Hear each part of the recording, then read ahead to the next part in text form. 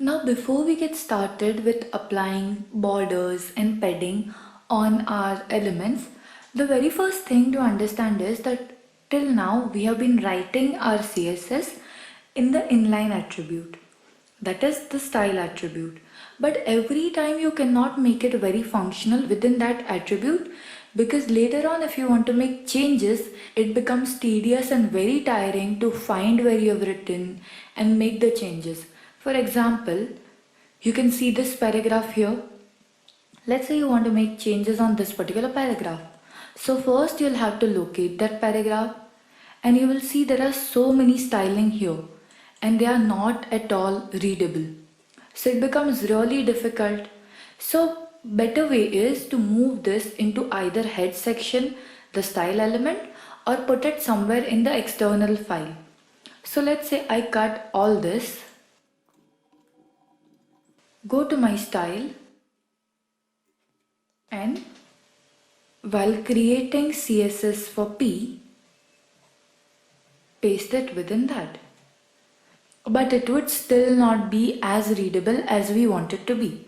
And second problem that we are going to face, that this particular effect will be applied on all the paragraph, whereas we want it only for this particular paragraph. So if I save it, you will see even the first paragraph will have the same setting. You want this CSS to be exclusively for this paragraph only. So in this particular situation, we will use class and ID concept.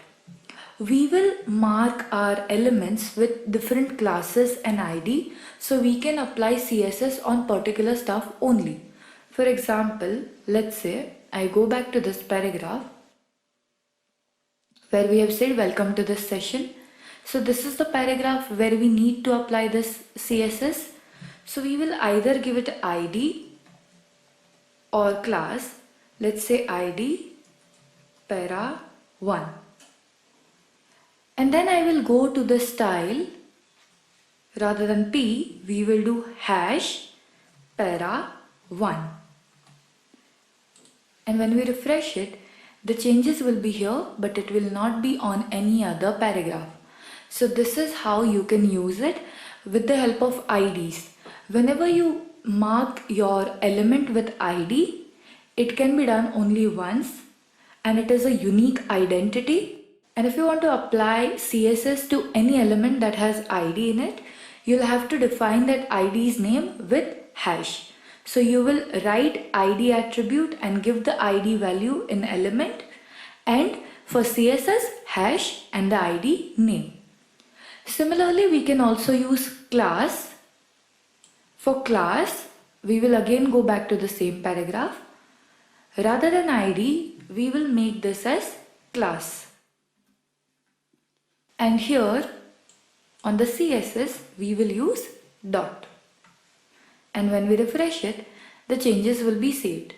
But what is benefit of class is that it is reusable and you can use it anywhere. For example, this anchor tag that you see which says welcome to HTML.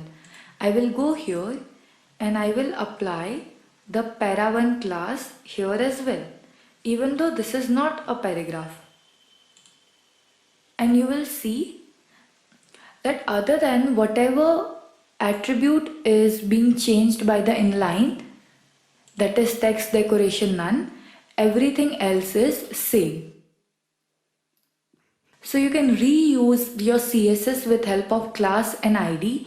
By defining only once, you can use the classes again and again. So now whatever properties or whatever we are going to learn from now on, we'll be doing it with class and IDs.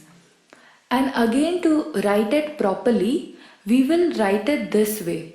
That is, first we will define the selector, then press enter, and every property in new line. What it does is it makes it more readable and presentable to you. So whenever you want to make changes the next time, you would know where to find what.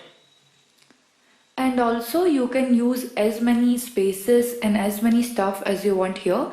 As you know, these spaces or these new lines are not visible on your web page.